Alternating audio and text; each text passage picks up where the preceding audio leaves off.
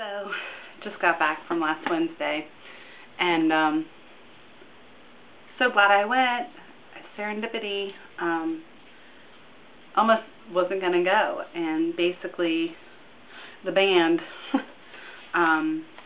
pretty much helped me figure out what we're going to do during our first meeting. One of the things that they were really talking about today was where does our identity lie? What do people expect of you? What do people expect of me? What are the different hats that I wear? Like today, Robbie, one of the musicians in our band, was talking about he's had this goatee for years, and he's looked a bit like I've seen some ancient Egyptian statues, busts of the dudes that have the chin. It's like the marble chin that obviously was hair. Precious wants to say hello. And he said he's had that for like 11 years. And being a musician, he felt like he had to have that. That separated him from others. That gave him an identity. And he realized that his identity is not his goatee. And he shaved it off over the they had us write some things that we believed about ourselves. I have believed that I'm not attractive to the opposite sex. And I'm non-committal, so that's okay, because I really don't want to be in a relationship anyway. I'm not a good athlete, so I'm not even going to try this, because, you know, really deep down what I'm afraid of is that I'm going to fail. So instead of going out and trying something new that might be fun and would be good exercise and help pass the time, be more enjoyable than like walking around the block, I don't, because I don't want to look like a fool.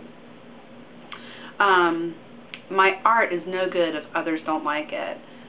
And Brian said something this past weekend that really impacted me as far as my creativity and just loving to draw and paint when I get a chance. And it was fear stifles creativity. And so much of my list here has a basis of fear. Oh my goodness, this cat. Here, right here, right there, do you see? It says lazy and sloth. Being labeled those two things, what an amazing blanket to hide behind. Sloth and lazy, that basically releases you from doing anything. So let's see how that's played out in my life. Well, sometimes my house gets really messy because I'm lazy or a sloth.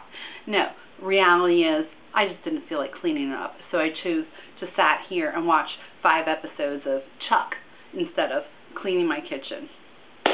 Or, hey, I don't really like exercise, and I'm lazy anyway, so I will only run when Big Bear chases me. That was a lie I once chose to believe. And still there are times today where I have those that mentality when it comes to exercise. And then they had us do this whole thing. The truth about me is, and the truth is God, He loves me. He thinks I'm cool, and He desires me. Whether the opposite sex finds me desirable or not shouldn't really matter that much to me. You know, what should matter to me is that God desires me, and that I find comfort in knowing that I'm a daughter of God, and I'm free in Him. When I'm doing what He wants, there's freedom for me in exercising well and eating right, because who knows what's going to happen down the road. I would rather be living a healthy lifestyle than being confined to a wheelchair or having to carry around an oxygen tank. I am driven by Him. I'm not lazy. I'm not a sloth. God has driven me to do plenty of things, and I've done them. And when I start looking like, well, I'm lazy, I'm a sloth, I'm this, I can't do this because, you know, I just don't want to put the commitment. You know, when it's something God wants me to do, He inspires me to do it. Who I was in the past is not who God transformed me into, and I should not live in the shadow of being that person who I once was. Powerful stuff. Powerful stuff. The most important thing for me tonight was understanding that my identity lies in God's truth.